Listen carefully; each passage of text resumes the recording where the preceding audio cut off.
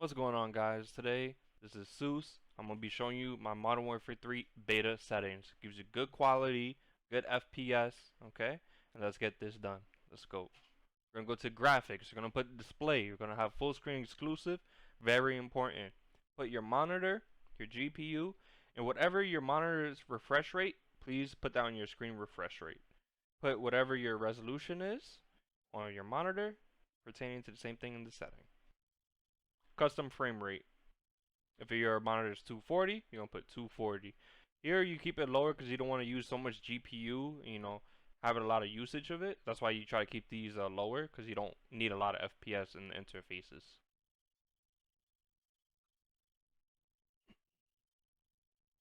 Display gamma. Brightness, I will have it on 55. That's all personal preference.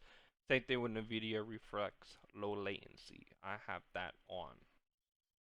Quality, show you guys right here. Render resolution, very important. Make sure you guys have that on 100. Dynamic, make sure you have that on off. Fidelity cast strength 100. The Filmic SMMA T2X, and then you'll also have it on anti-quality low. VRAM scale, you're gonna have it down 90. Have that off. Normal, low, off, low, very low. Bullet impacts, that depends on you. Personally, I would have it on because it also helps show the direction of where the enemy is shooting on top of the sound, so it gives you even more and better awareness. So I suggest you guys to have that on, especially if you're playing in a competitive aspect.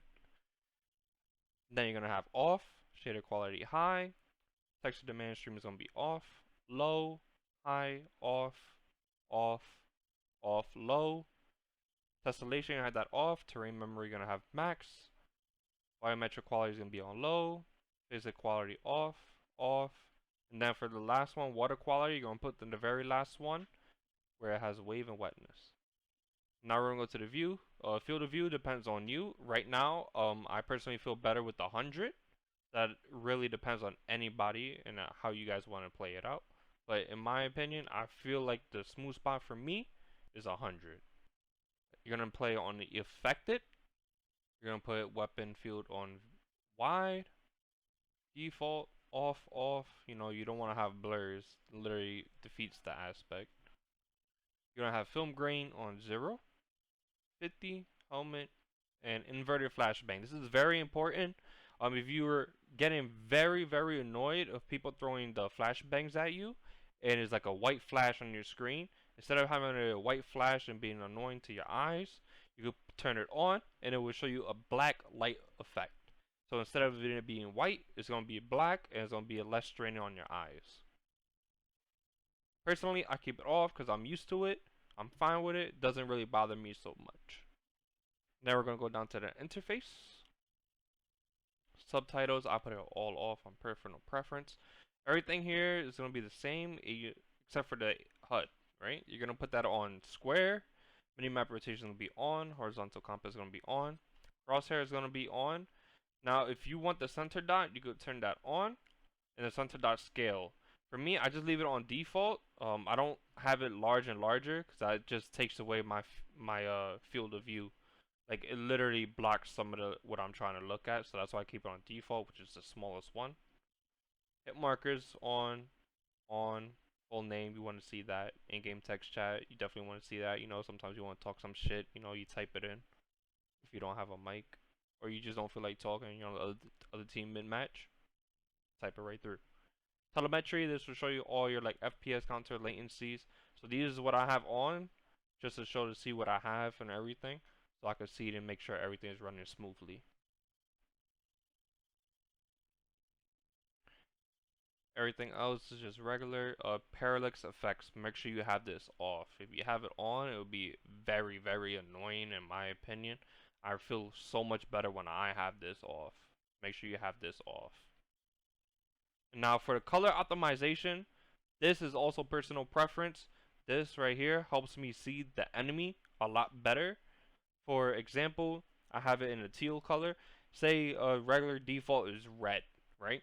You want to make sure that you have it in a color that's like eye popping to you. So like you're able to see. So like say, for example, on Modern Warfare 2, like on Mercado, right? You have it on red, and you have like all these buildings like orange and like different kind of colors, right? But they don't really have like that light teal color. So imagine seeing a red dot, right? But now you're next to like the orange wall. You're barely gonna see that. You're barely gonna see that. You know, it's very hard. That's why I have like a very light teal to make it eye popping. Put a color in there that will just pops out for you. And this is what I feel like it pops out for me for the enemy team. For your teammates, you could make it any color you want. I just keep it on purple just because it's easier for me to see my teammates. But you know, sometimes you don't want to have your teammates way too bright because you know you don't want to have that way too bright. It's gonna be like kind of annoying, especially when you're trying to have the eye popping for the enemies. You don't really need to see yourself so much because you're already it's you. That's why I leave it on white or gray. To test it, I have it on this color, makes it easier to see. Neutral, I will have it on this color, make sure nobody's on it. And then for color filtering, I have this on none. But just letting you know, if you do have any eye color or like any kind of color blindness, this might be different for you. So I suggest you just do what you can to make it look better as much as you can for yourself. There's all personal preference here. All personal preference. And for a controller,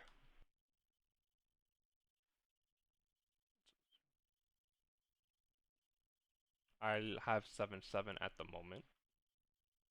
For sensitivity, aim response curve will be dynamic.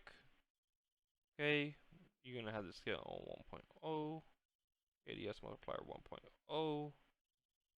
Really depends on how you want it, but I keep my sensitivity 7.7. Target aim assist gonna be on. Aim assist type at this moment, I'm still testing a lot of few things here with the aim assist, but right now I have it on default. Gameplay, I have ATS. You know, I don't want to keep freaking breaking my left analog stick the whole time, so I just keep ATS. Ground mantle, I have that off. Partial for automatic airborne mantle. Then the next one is automatic ground mantle. I have that off. Invert slide and dive behavior. Now, since we're going back to the slide canceling error, in Modern Warfare 2, you had inverted, right? So you could dive quick. Now we have it on standard, so you could slide quicker. Okay? So now it's the opposite. Now we're going back to standard. Plunging underwater, you want to have it free. You know, you want to do those hops. I'm not too sure if they still have it in this game because I haven't really gotten a chance to go into like any kind of waters yet for Modern Warfare 3. Door badge, you want it on. Mantle only. Code. Everything on, etc.